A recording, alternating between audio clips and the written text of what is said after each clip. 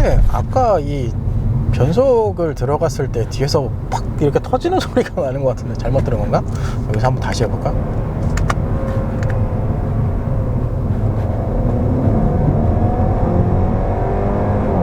아, 소리가 나는구나.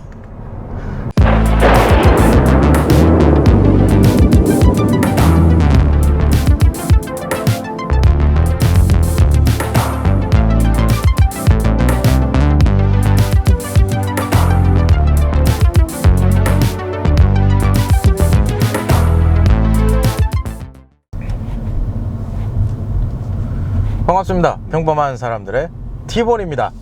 오늘의 시승차 아우디 A4 5세대 모델입니다.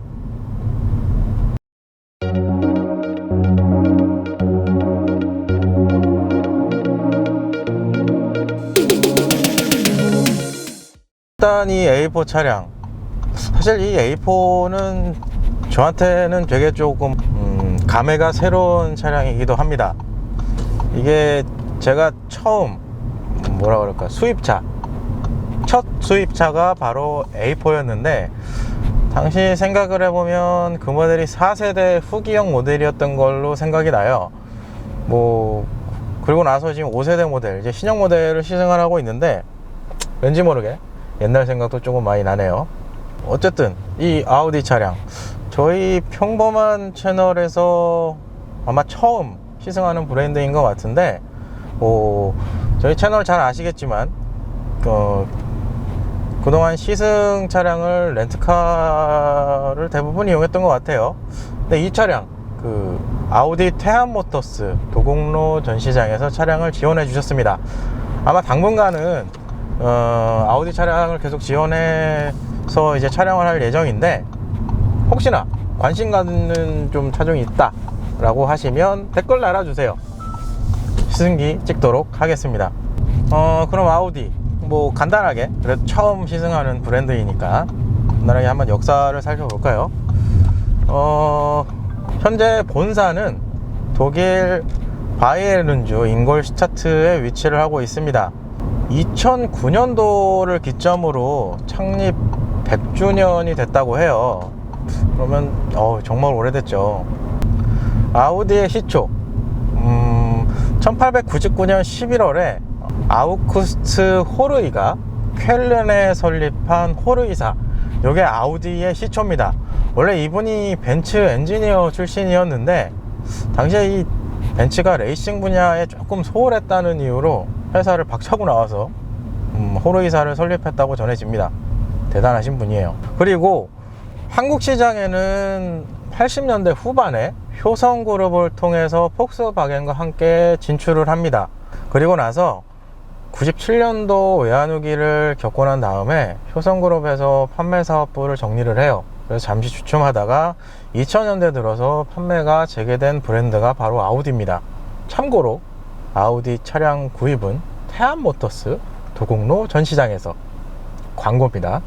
지금 수입차 시장을 보면 벤츠, BMW와 더불어서 시장에서 큰 판매량을 보이는 것도 아우디예요. 작년 판매량만 봐도 벤츠, BMW 그리고 아우디, 이렇게 세 개의 브랜드가 거의 한국 시장에서 수입차 시장을 거의 장악하고 있지 않을까, 이렇게 좀 생각이 돼요. 디젤게이트 사건 이후에 조금 주춤해지긴 했지만 지금 라인업도 새로 정비를 해서 정상화하고 있는 추세이기도 합니다. 그리고 아우디 하면 사실 제일 먼저 떠오르는 단어가 콰트로죠. 이 콰트로라는 단어가 이탈리어로 숫자 4를 의미를 합니다.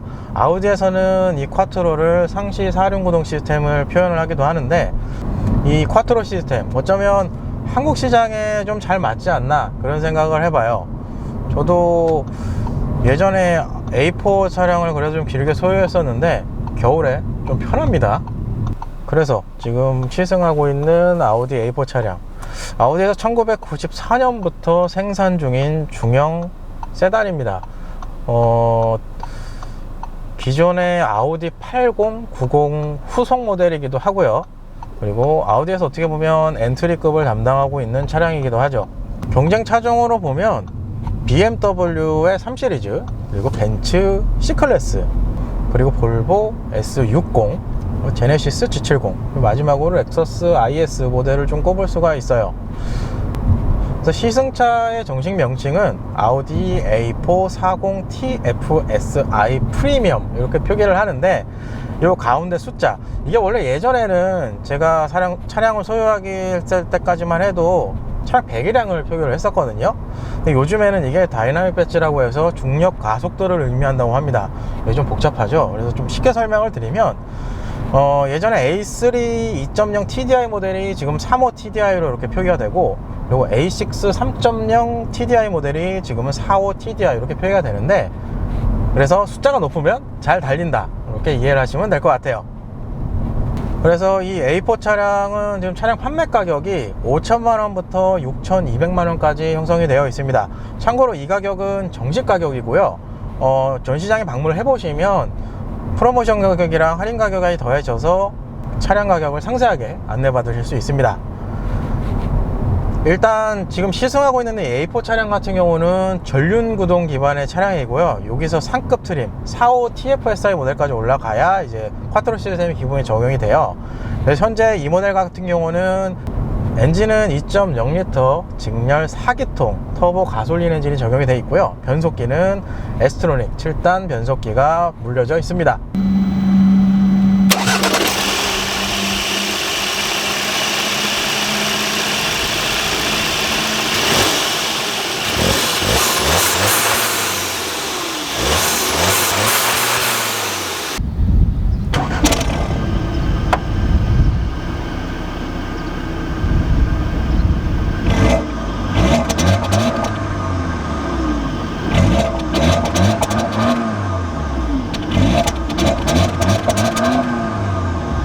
그래서 최고 출력 190마력, 최대 토크 30.7kg/ms 이런 스펙을 가지고 있고요. 참고로 이거보다 상급 트림 45 TFSI 모델 같은 경우는 최고 출력 260마력, 최대 토크 37.7kg/ms 이런 스펙을 가지고 있는데, 뭐 가속 성능을 중시한다 그러면 45 TFSI 모델이 어떻게 보면 답이 될 수 있을 것 같아요. 그리고 차량의 공차 중량은 한 1.5톤 수준이고요. 복합 연비는 12.2km 리터당 이렇게 형성이 됩니다.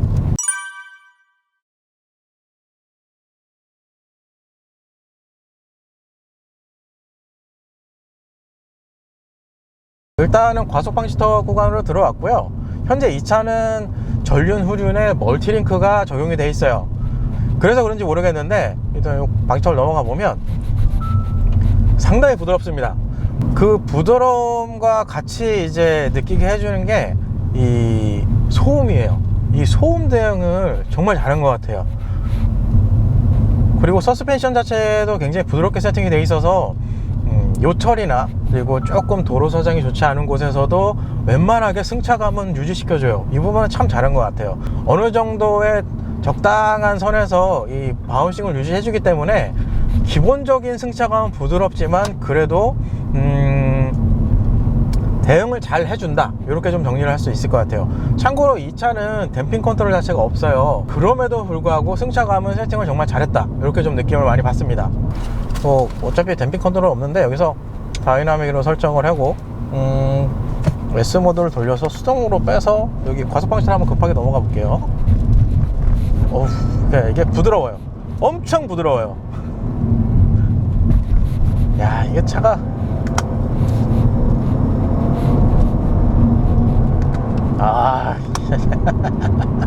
아씨, 이거 오랜만에 또 재밌는 차를 탔네.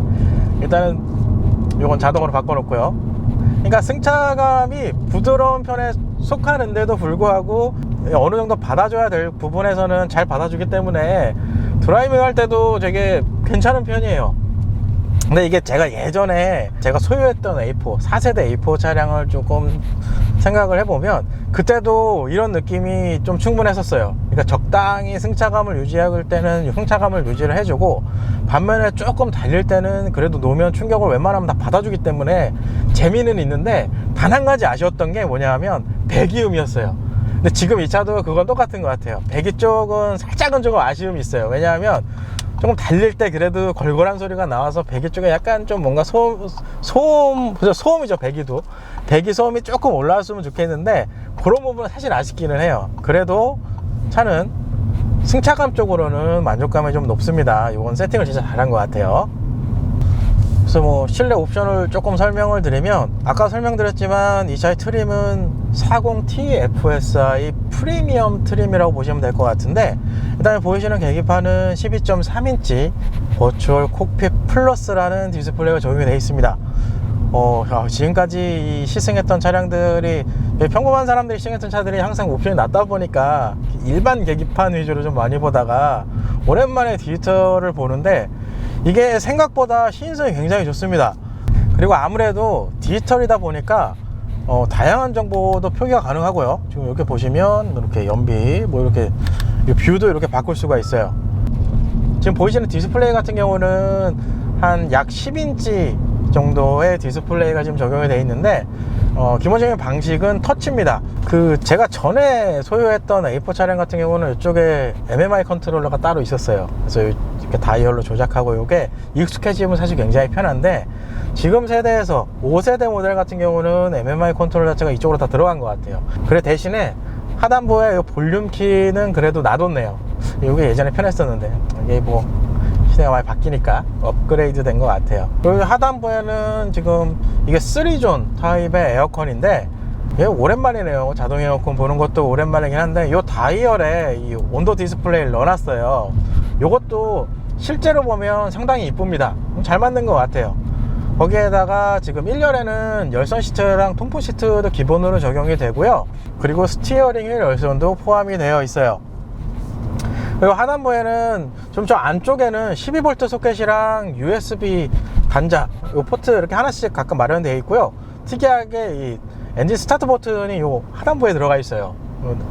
여기만 찾다가 저 안에 들어가 있더라고요. 그래서 여기 스타트 버튼 여기 들어가 있고, 바로 밑에는 이제 컵홀더랑 수납함이 있는데, 컵홀더는 뭐 크게 뭐 불편하고 그러진 않는데, 요 조그만한 수납함은 좀 애매합니다. 이게 핸드폰을 집어넣기도 사이즈가 조금 애매해요. 뭐 그래도 마련을 해준 거니까. 아마 이 MMI 컨트롤 자체가 빠지면서 이 수납함 쪽이 이쪽으로 들어온 것 같은데, 그래, 없는 것보단 낫죠. 이 하단에는 이제 변속기 조작 레버가 있는데, 이게 전자식 기어 변속이에요. 밀거나 당기거나 해서 조작을 하면 되고, P 버튼은 이 버튼 누르면 됩니다. 이렇게 구성이 되어 있어요. 그리고 하단에는 전자식 파킹 브레이크, 그리고 오토홀드까지 기본으로 들어가 있는 모델이에요. 그리고 그 밑에, 이게 되게 밑으로 내려왔어요. 이 수납함, 콘솔 박스, 센터 콘솔이 있는데, 기본적으로 이제 무선 충전 기능까지 들어가 있고요. 여기 안쪽에는 USB-C 타입 포트도 별도로 마련이 되어 있습니다. 그리고 오랜만에 전동 시트도 들어가 있고요. 기본 메모리 시트도 포함되고, 메모리는 총 2개 정도까지 저장이 될수록 이제 돼 있어요. 그렇죠. 국산차만 타다가 오랜만에 이제 수입차를 타니까, 헤드라이트는 여기 좌측에 보시는 것처럼 다이얼 방식으로, 돌리는 방식으로 조작할 수 있게끔 되어 있습니다. 그거 말고는 참 썬루프도 있네요.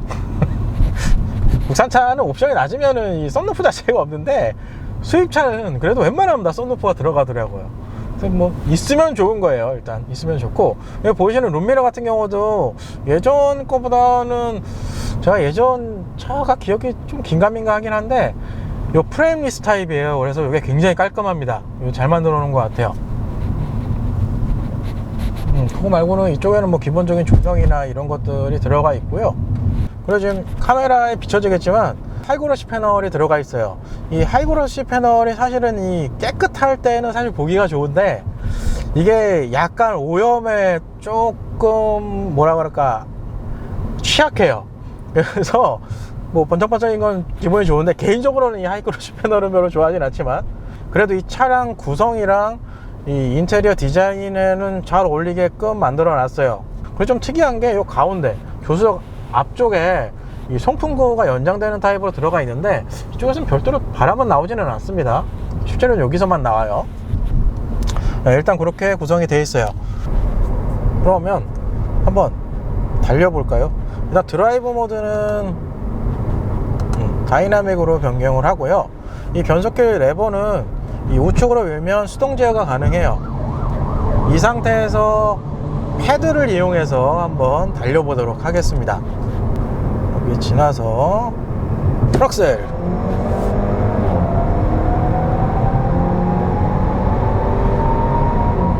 자동으로 제어가 됩니다.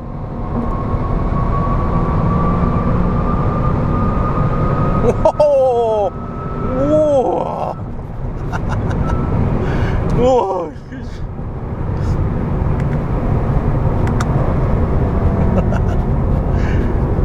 이게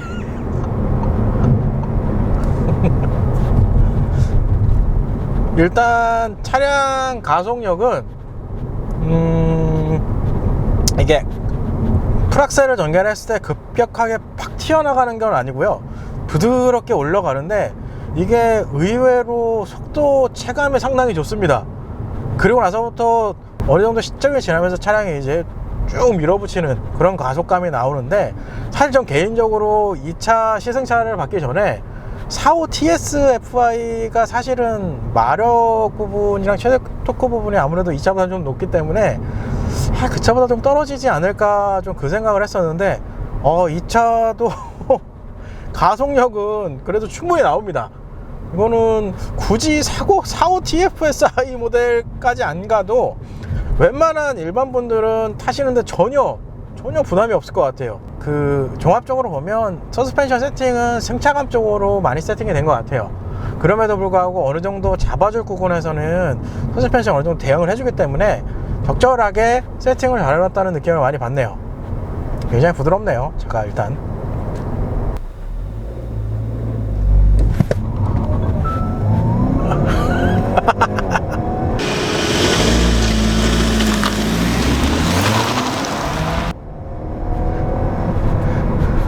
여기서 급브레이크.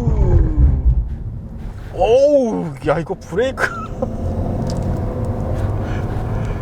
브레이크 엄청 잘 됩니다. 이게 여태까지 그래, 직전에 그 코나랑 스포티지가 제동 부분에서 엄청난 느낌을 줬기 때문에 더 그런지 모르겠는데 브레이크 상당히 잘 됩니다. 이 정도면은 저희가 여태까지 탔던 차량들 중에서 거의 상위권에 속할 정도로 브레이크가 차량을 잡으면 그냥 이게 이렇게 돼야 돼요. 예전에 스포티지였던 기분이 나는데, 그 차는 제동을 급격하게 들어갔을 때 차량 무게를 못 내기니까 이게 약간 페이드 현상이라 그래야 되나? 그래서 아예 못 잡는 경향 때문에 차가 굉장히 제동거리가 늘어지는 경향이 있었는데, 이 친구는 차량 무게도 그렇고 이 누르는 힘까지 다 막아냅니다. 브레이크를 잡으면 상당히 잘 듭니다. 이건 진짜 세팅을 잘 해놓은 것 같다. 이건 잘 해놓은 것 같아요. 이게 어떻게 보면 개인적으로 국산 차들이 조금은 배웠으면 하는 세팅이 사실 이런 부분이거든요. 그러니까 시대가 이제 좀 변하면서 파워트레인 성능도 올라가면 자연스럽게 이제 제동 부분에도 세팅을 좀 맞춰줘야 되는데, 아직까지는 저희가 시승했던 차량들 대부분은 제동 성능은 좀 많이 못 미쳤던 것 같아요. 근데 지금 이 A4 같은 경우는 나가는 가속감도 충분하고, 그리고 제동, 차를 세우는 것도 굉장히 좋습니다. 세팅을 잘 해놨네요. 어쨌든 이렇게 해서 주행씬은 마무리가 될 것 같고요. 그럼 외관씬으로 넘어가 보도록 하겠습니다.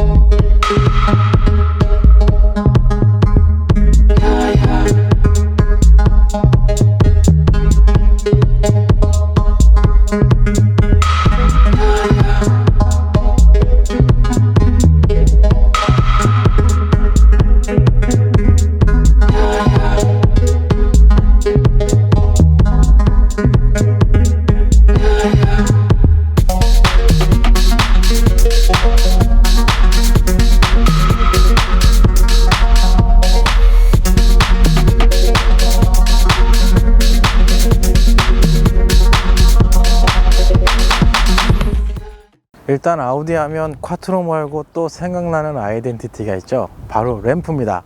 지금 이 차 같은 경우는 LED 헤드라이트, 그리고 LED 주간주행등, 그리고 다이나믹 턴 시그널까지 적용이 되어 있어요.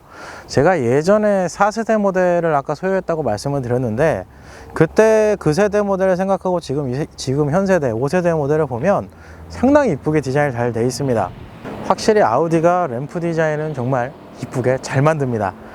그리고 전면에 보이시는 그릴이랑 그 로고 같은 경우는 기존 세대에서도 볼 수 있었던 그 느낌을 그대로 이어받아서 끌고 왔어요. 개인적으로 이런 특징을 되게 좋아합니다. 그러니까 세대가 바뀌었다고 해서 기존의 디자인을 완전히 갈아엎고 완벽하게 새로운 모델 이렇게 내는 것보다 직전 세대에 어떻게 보면은 그 느낌을 그대로 살려서 신형 느낌을 나게끔 디자인을 한 거예요.